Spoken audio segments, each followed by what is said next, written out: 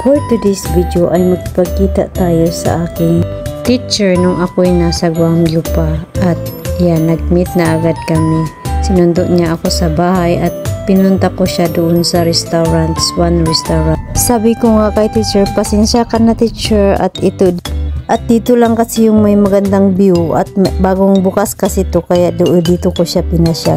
At di naman ako nagkamali, namangha siya sa ganda daw ng tanawin at sa building, ang ganda-ganda daw. Sa bukana pa lang ng restaurant, nagbibideo na agad siya. Sobrang nagandahan siya sa mga paint sa loob, at while papaakyat pa lang kami, ang ganda na agad ng bungad ng mga paint. Ang ganda-ganda talaga. Ano daw? Huy, kakapoy mag-istorya. Dugaya pud mahuman ani. Uy, Ginoo ko, naunsa naman Ginoo ko tabang Lord. Ug sa dihang padulong nami sa taas. Bisaya na ta karon kanahon na.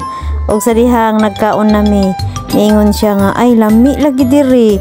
Aw, ana jud teacher, lami jud, mas lami jud ning nagkaon siya. Ya bukol ang mas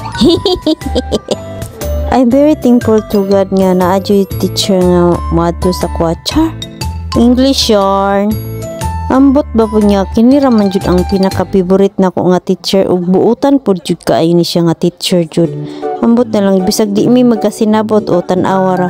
Pwede ra mi magsinyas-sinyas diha nga style na, pwede ra kaayo.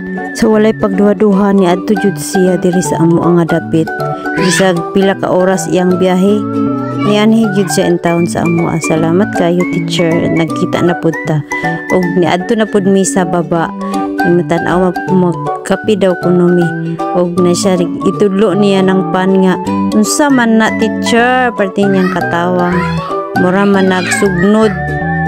Og daghan pa kayong mga tinapay diri ko. Teacher, gusto ka? Dili daw siya. So ato na lang mi sa gawas. Ni ato na pud mi sa sulod, when na picture siya, ato na pud mi sa gawas. Tan-aw daw mi aning Paris Baguette. Paris Tower pala di eh. Og pauli namin ni teacher. Teacher, thank you kaayo teacher sa imong pag-ani sa apo. Pida, sungsing님. 조심히 가세요. 잘했어.